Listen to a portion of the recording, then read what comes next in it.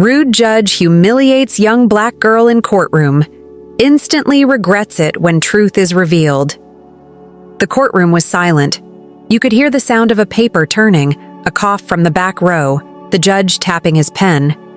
Then she stood, up, a 17-year-old girl, wearing a second-hand navy suit and carrying an old leather briefcase, one that had belonged to her late grandfather.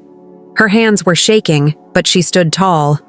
The judge looked up from the file, his eyes narrowing. Then came a smirk. "You're the one representing the defendants?" he said, voice loud enough for everyone to hear. She nodded quietly. A few people in the back chuckled. One man laughed out loud. The judge leaned back in his chair and raised an eyebrow. "This isn't a school project, young lady," he said.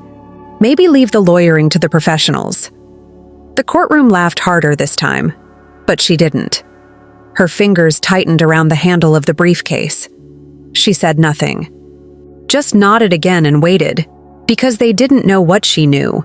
They didn't know she'd been preparing for this moment for years, not in a fancy school, but in her grandfather's study, reading old books, studying old cases, learning what justice looked like when the law tried to ignore it.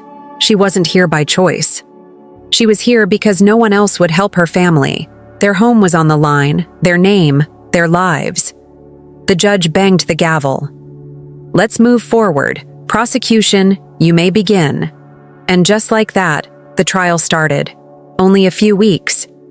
Before, things were different. Her house was small, quiet, filled with love and books. Her mom ran a daycare from the front room. Her dad worked maintenance at the local school. Life was simple, even when money was tight. Then, the fire happened. A warehouse burned down in the middle of the night, one owned by a big developer trying to buy up homes in their neighborhood. The next morning, the headlines blamed her family. The news said it was revenge for refusing to sell their home. But none of it was true. The family thought the truth would clear things up. But instead, it got worse. They were charged with arson. The lawyer they hired at first was confident, until he got a call one night and backed out the very next morning. "It's best for everyone," he said. "Please understand." After that, no one else would take the case. Every law office said no. Some didn't even return their calls.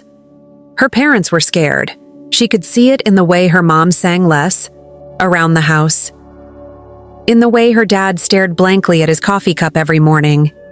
That night, she sat on the living room floor, surrounded by stacks of old law books, the ones her grandfather left behind when he passed away. He had been the first black lawyer in their city. He took on powerful people, fought injustice when others stayed quiet. And now, she was reading his notes, his scribbles, his arguments.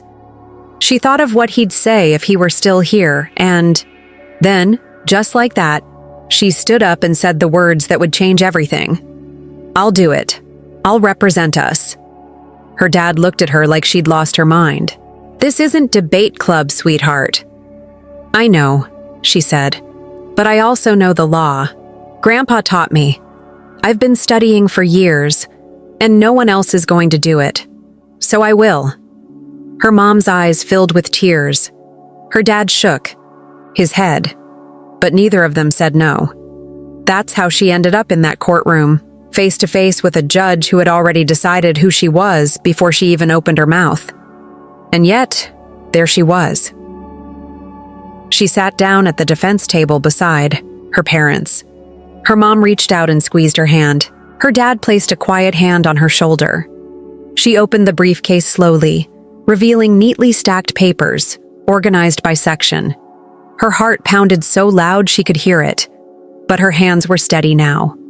Across the aisle, the prosecution's lawyer glanced at her and smirked, whispering something to the person beside him. Let them laugh, she thought. Let them think this is a joke, because they didn't know what was coming. She wasn't just some girl pretending to be a lawyer.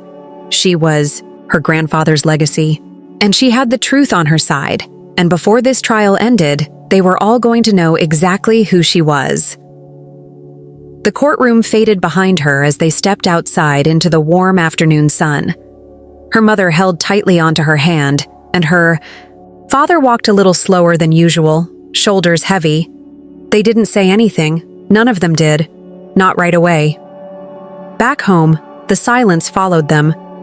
The house, once filled with music, laughter, the sound of children playing from her mom's daycare, now felt tense, like it was holding its breath. She sat in her grandfather's old study, surrounded by towers of books. His scent still lingered faintly on the pages. Old paper, cologne, and something else. Determination, maybe. Justice. Her parents whispered in the kitchen. She knew they were worried. She knew they were scared. But she also knew they wouldn't stop her. Not after everything. It had started just weeks before. One afternoon, a man in a sharp suit knocked on their door with a smile that didn't reach his eyes. "Your home is in the perfect location," he said. "We'd like to make you an offer." Her father thanked him politely but said no.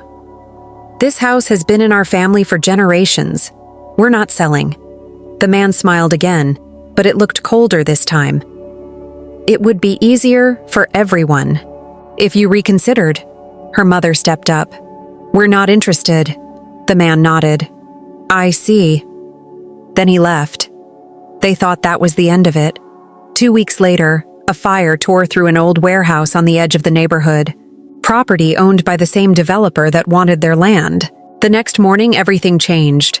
Police at the door. Questions, papers, accusations.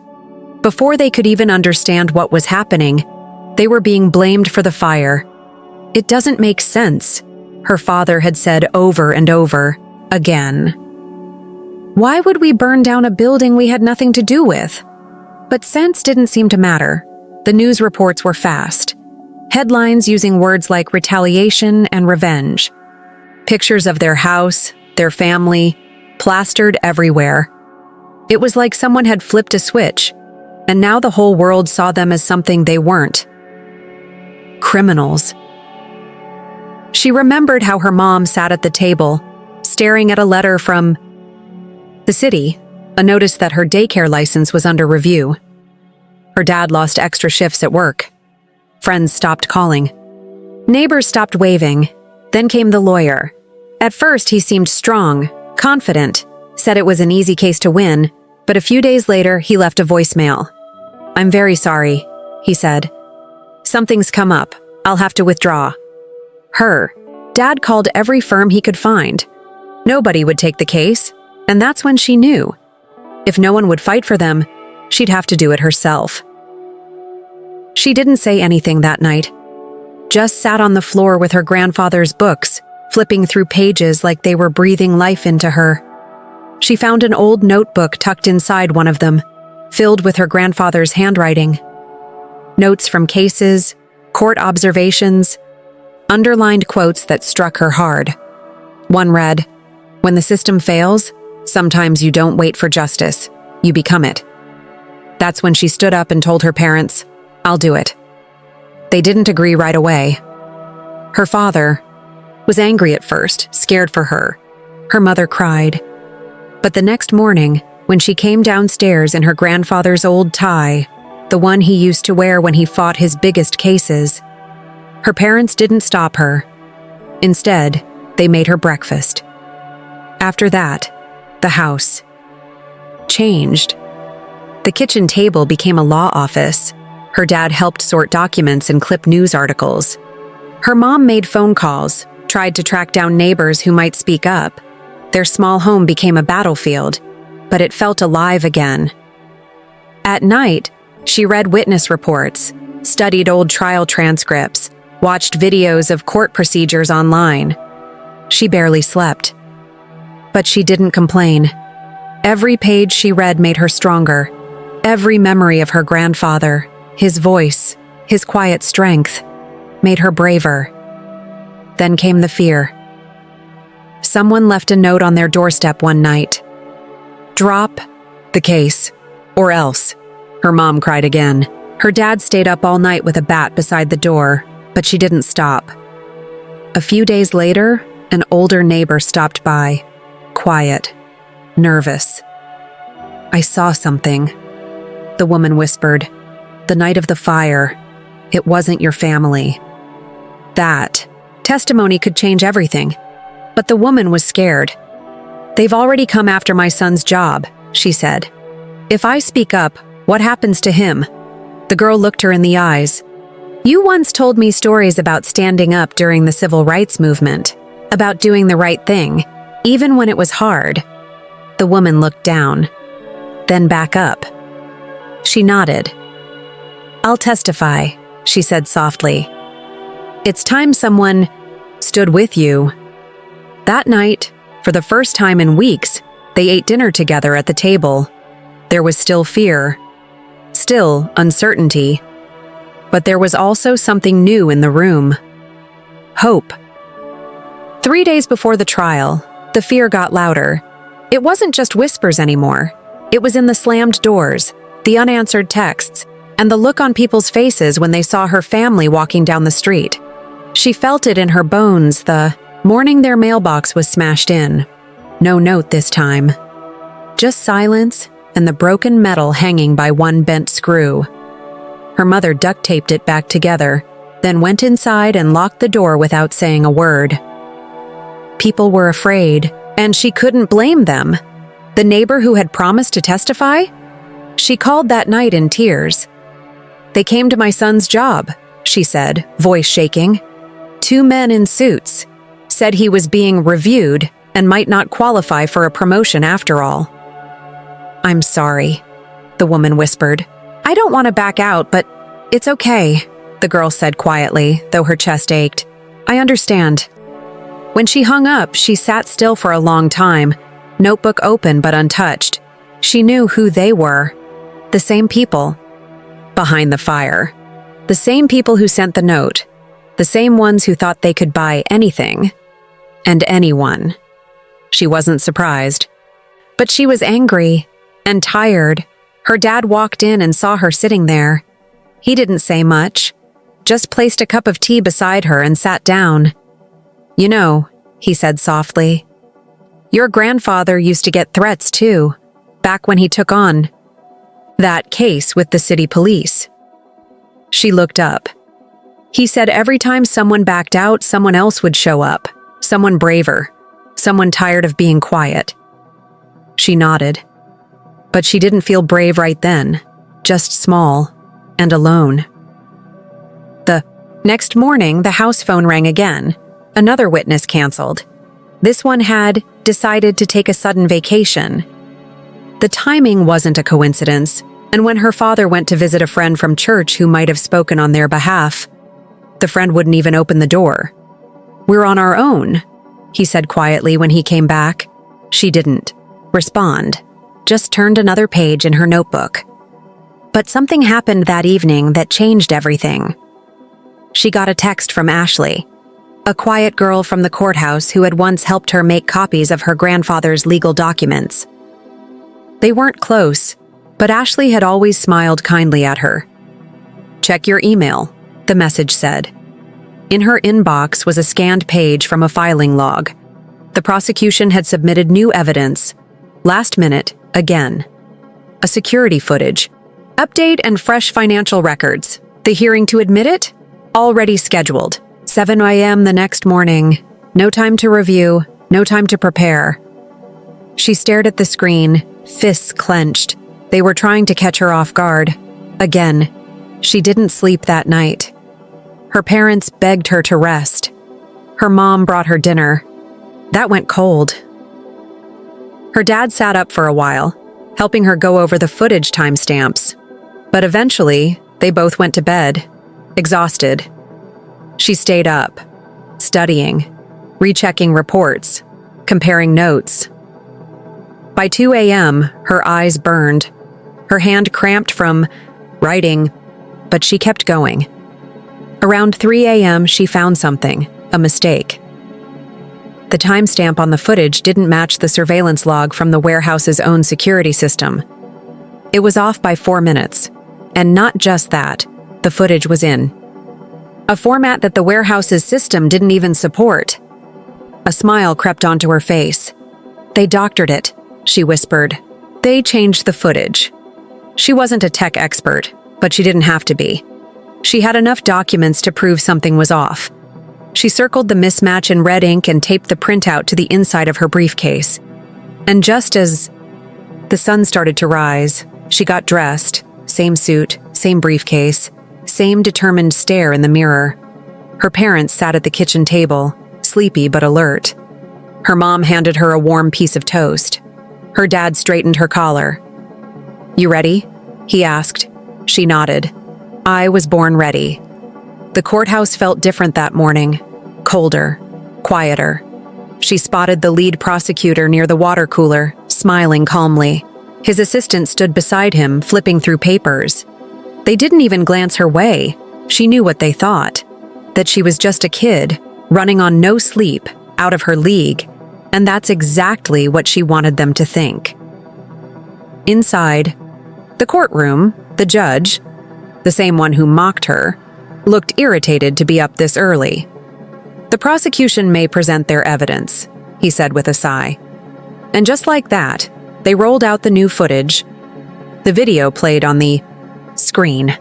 A dark figure walking near the warehouse, a brief flash of a face. The prosecutor turned. "This clearly places the defendant at the scene." She stood up.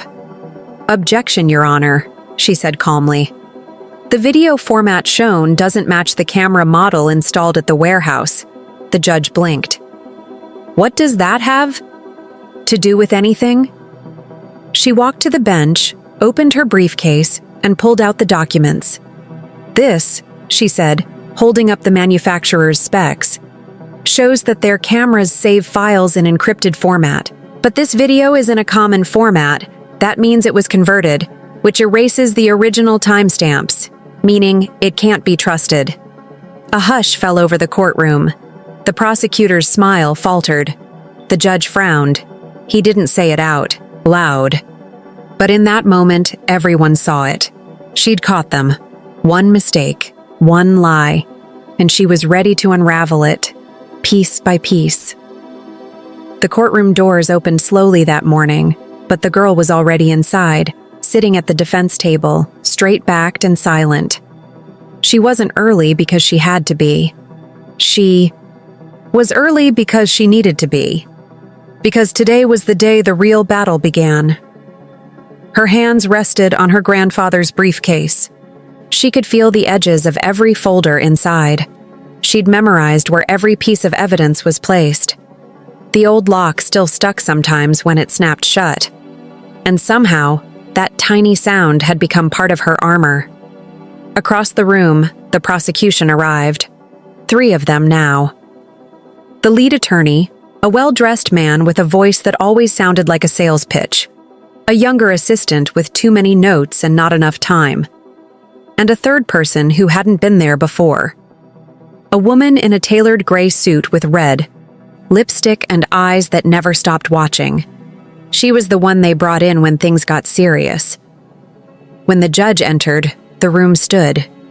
He didn't even glance at the defense table as he took his seat. He just adjusted his robe and looked toward the prosecution. "We'll begin," he said. Just like that, they were off. The prosecution's opening was smooth. Too smooth. He told the jury about the fire, about the building, about how this ordinary family had grown angry over losing control of a once-forgotten neighborhood. His words twisted the truth just enough to sound reasonable, calculated, safe. He painted a picture of a family pushed to the edge, of revenge hidden behind smiles, and then he said it. They were offered help. They refused it, and they retaliated. The girl didn't flinch. She'd expected it. Every lie was another opportunity to show the truth. When the prosecutor sat down, he didn't even look her way. "Defense," the judge called, almost as if it were an afterthought. "You may begin." She stood. Her heart pounded, but her voice did not shake. She looked at the jury. Regular people. Some looked tired, some looked curious. One woman in the back smiled softly, like a grandmother. who had seen too much and was still holding on to hope. "The prosecution wants you to believe this is a simple case," she said, voice clear. "That this is about anger, about payback. That we lit a match because someone hurt our pride." She paused. "But they're wrong. This case isn't simple at all, because it's not just about a fire, it's about power, and fear, and the truth that someone doesn't want you to hear." The judge shifted in his seat. She kept going, calmly, carefully. She spoke about the footage, the witness statements that had changed suddenly, the missing paperwork that had magically reappeared in updated form. She mentioned the neighbor who had been pressured, the documents she'd studied all night. She didn't accuse, not directly. She simply laid the pieces down. She ended with a sentence her grandfather once wrote in his notebook. "Sometimes the truth is quiet, but it's still there, and all it needs is someone willing to carry it." The room was still when she sat back down. The judge cleared his throat. "That will be enough. Let's move forward." He didn't thank her. He didn't hide his frown. But she didn't care, because the jury had listened. She could feel it. Then came the witnesses. The first was a security guard from the warehouse. He said he saw someone near the building that night, someone who looked like her father. He said it confidently, too confidently. She waited until cross-examination, then quietly slid a file onto the podium. "You clocked out at 11:30 p.m. that night," she said, holding up the timesheet. He blinked. But you just testified under oath that you saw someone at 11:45. Can you explain that?" "I must have been mistaken about the time." She nodded. "Thank you. No further questions." Next came a hardware store clerk. She claimed her mother had bought accelerants the week before the fire. The prosecution showed a receipt, but the girl had already pulled the clerk's shift record. That woman hadn't worked that day. She'd been at her daughter's graduation. "Is this your signature on the receipt?"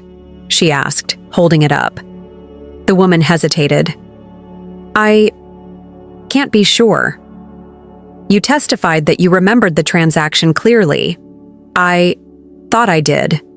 The jury noticed. The girl was careful. Every word chosen. Every pause held just long enough. She could feel the judge's irritation growing. He overruled her objections without explanation. Sustained almost everyone from the other side. Once, when she spoke up too quickly, he snapped, "You're not running a class debate here, miss. Sit down." But she didn't break. She wrote everything down. Every slip. Every inconsistency. Every lie that slipped out just a little too easily. At lunch break, her mom brought sandwiches. They sat together in the courthouse hallway. No one really ate, but they smiled anyway. "You've got them rattled," her dad said. She nodded. "But they're going to push harder now." Her mom reached out and squeezed her hand. "So will we." That afternoon, the courtroom felt different, tighter, like the air itself had shifted. A new file was dropped on the judge's desk. "Additional surveillance," the prosecution called it. Another sudden submission. Another attempt to shake her. She stood, calmly. "We object to late evidence without adequate review." The judge didn't even look up. Objection overruled, but the jury noticed that too. And then something else happened. A man entered quietly, standing at the back. She didn't recognize him at first, until he caught her eye, and nodded. It was the whistleblower, the one who had sent the documents. The one who knew the truth behind the fire. He was here, watching, supporting. And in that moment, something shifted again. But this time, inside her. She didn't feel small anymore. She didn't feel scared. She felt ready, because the truth wasn't just hers now.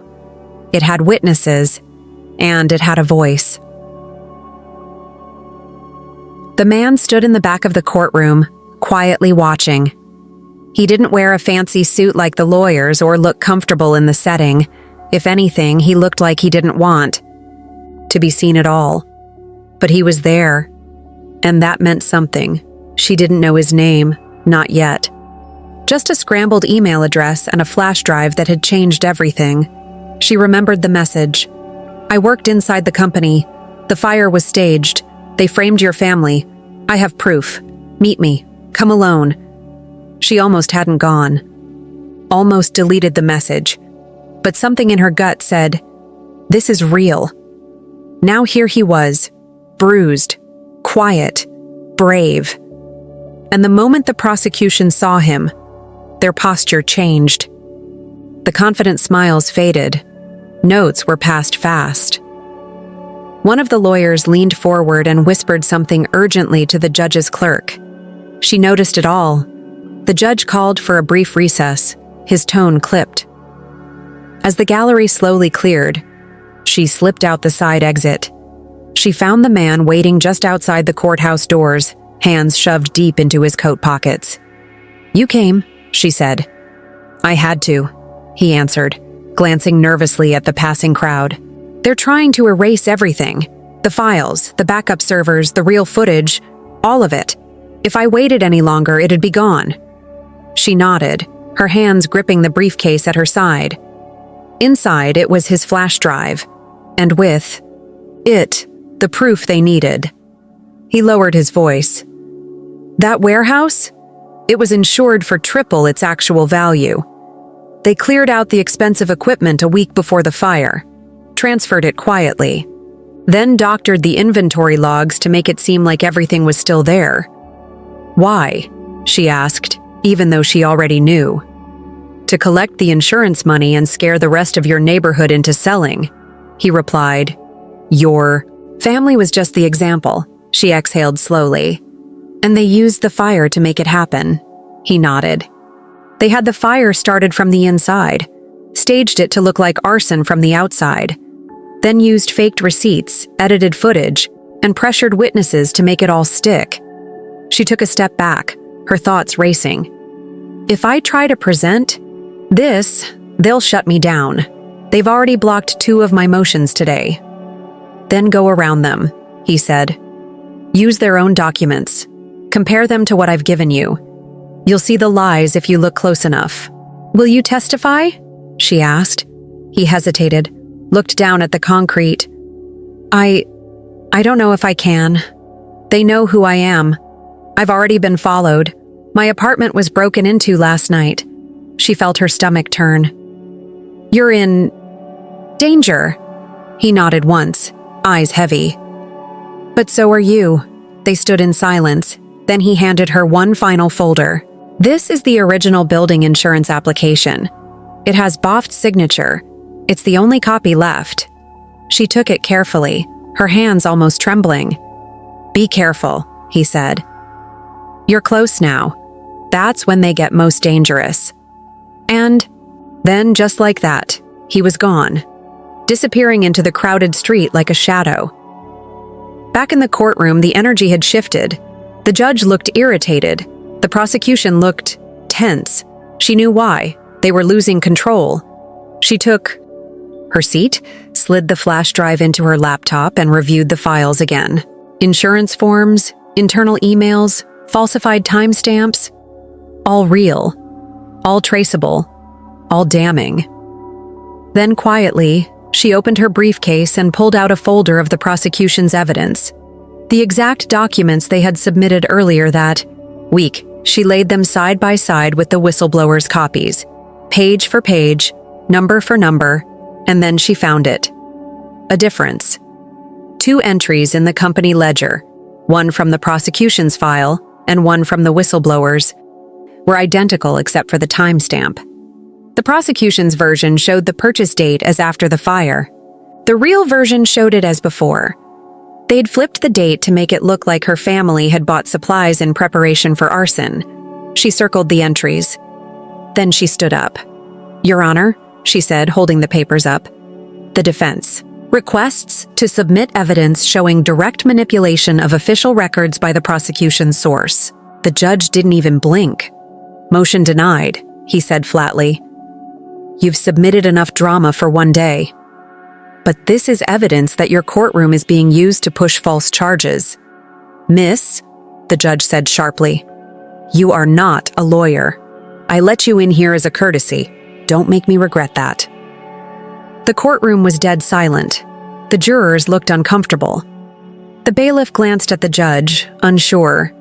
Even the lead prosecutor shifted slightly in his seat. She swallowed the lump in her throat and sat down. Not because she was afraid, but because she had another plan.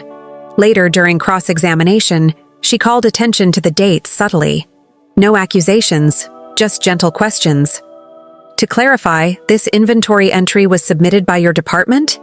"Yes." "And it's accurate. To the best of your knowledge?" "Yes."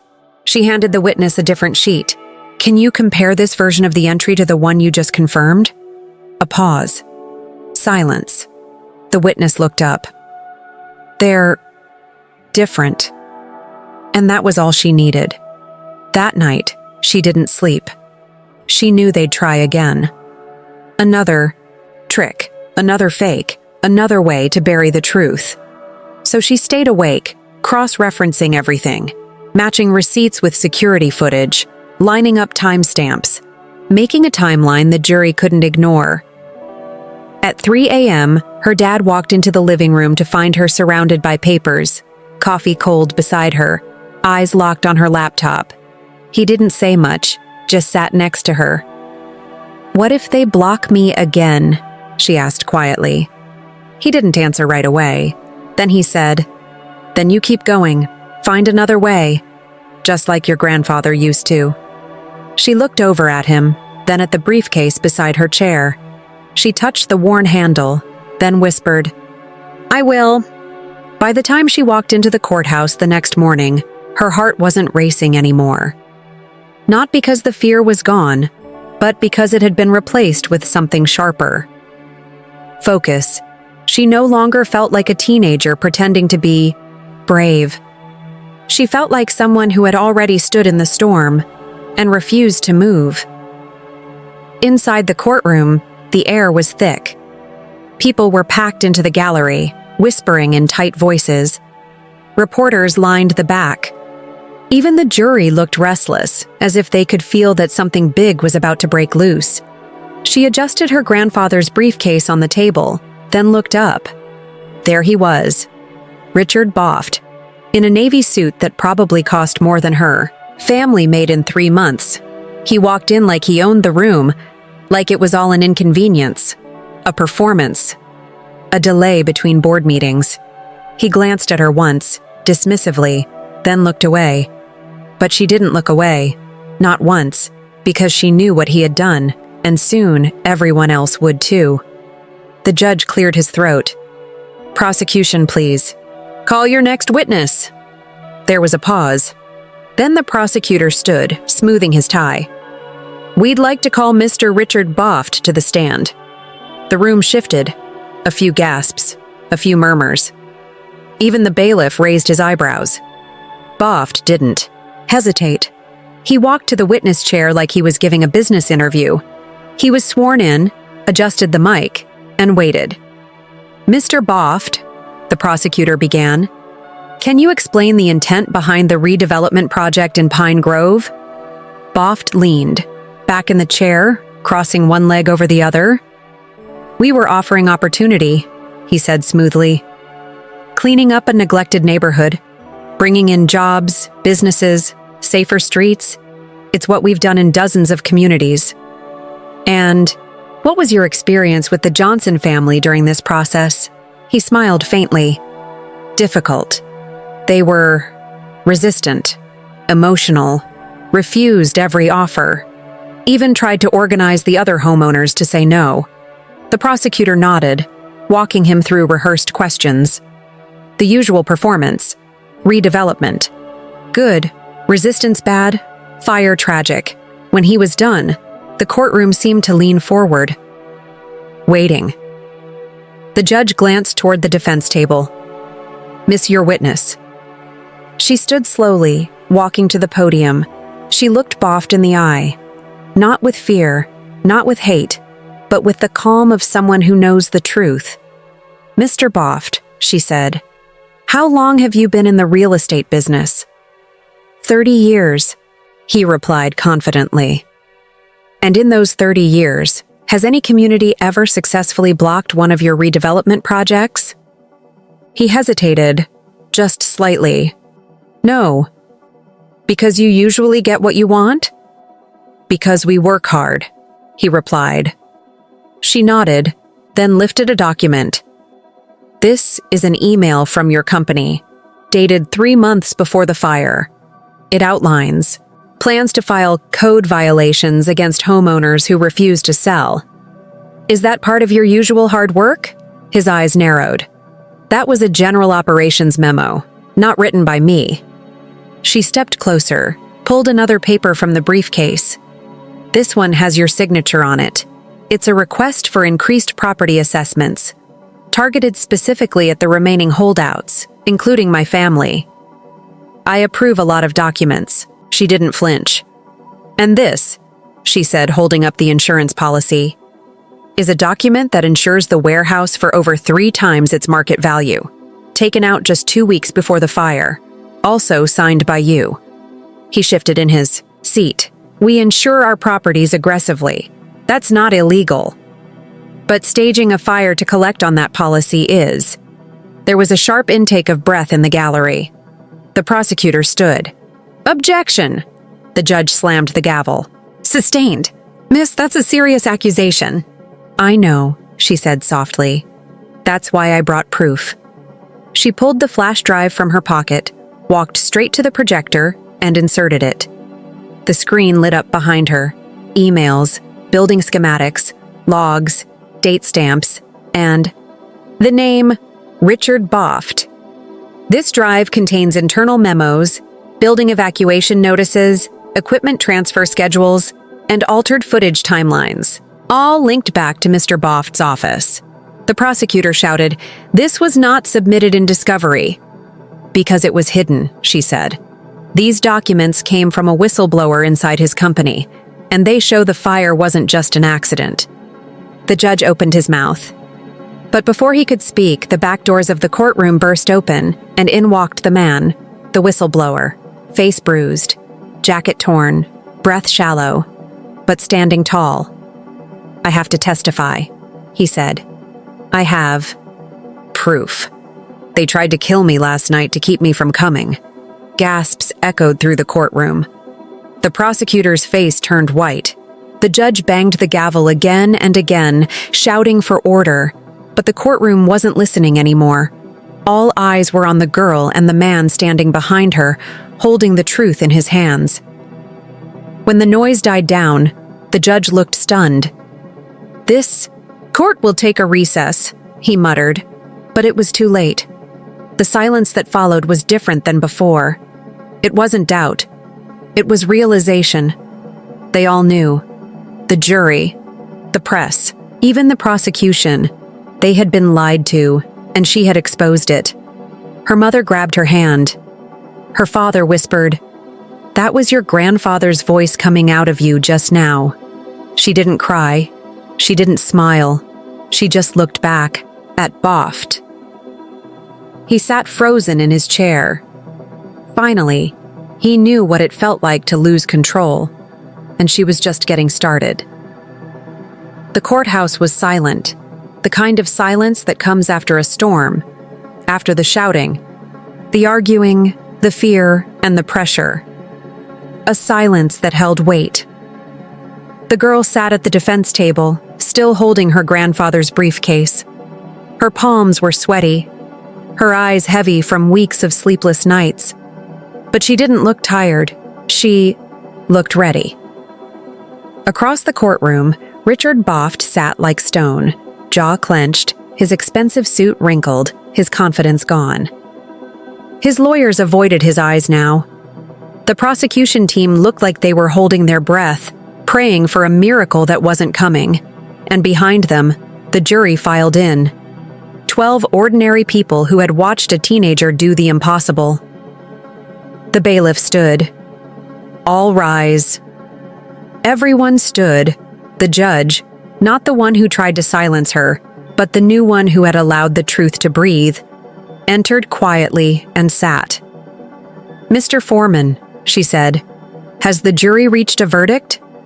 The foreman, an older man with thick glasses and a voice like gravel, stood. "We have, Your Honor."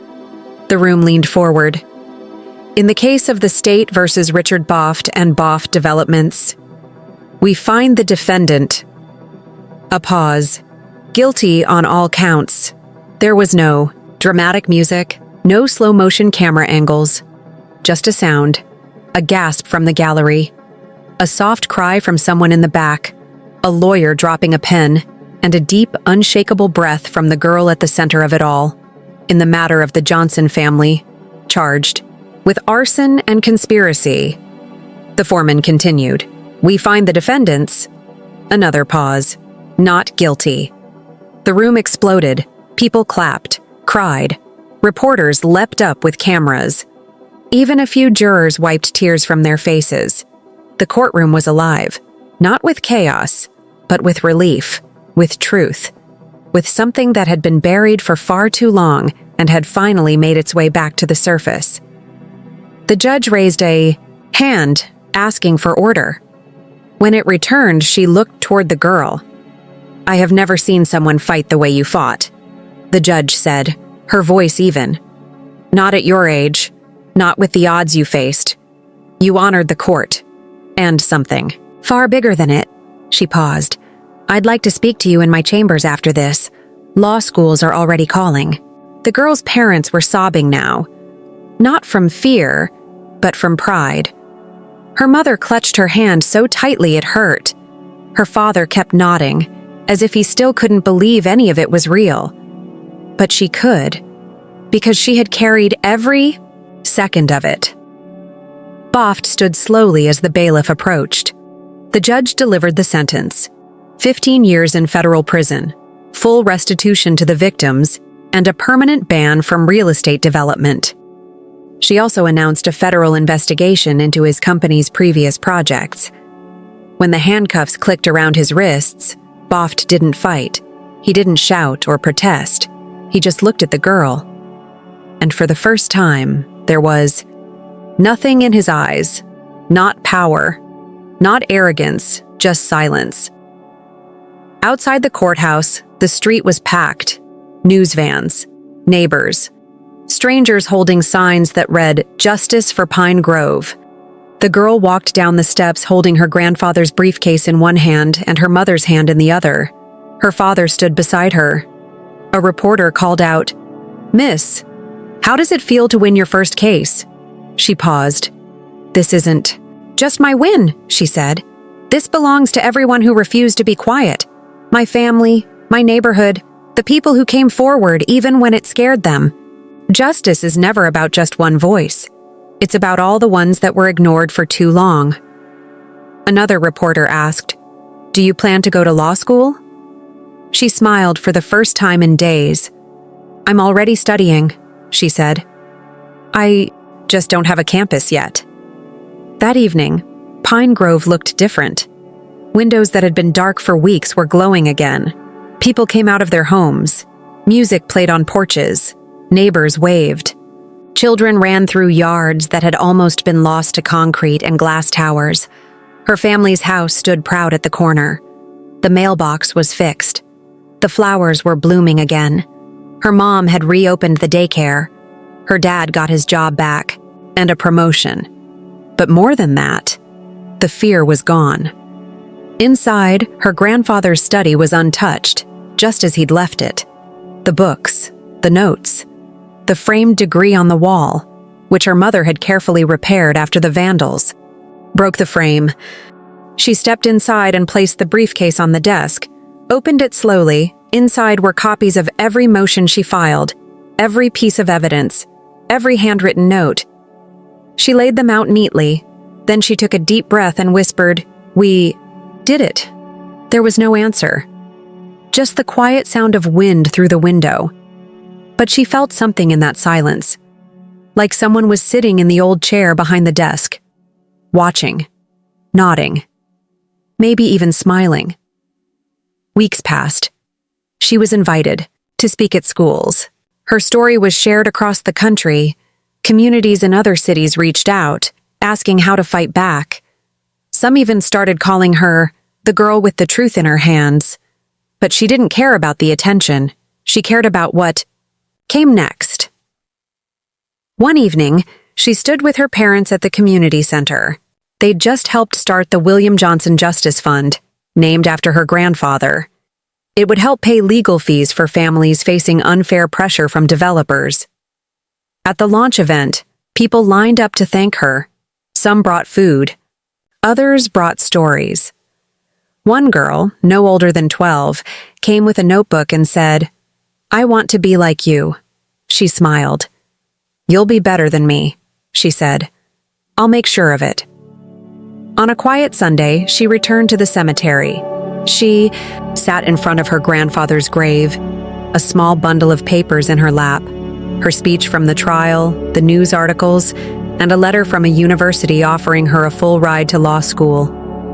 "I got in," she said softly. "But don't worry, I'll still be home for dinner."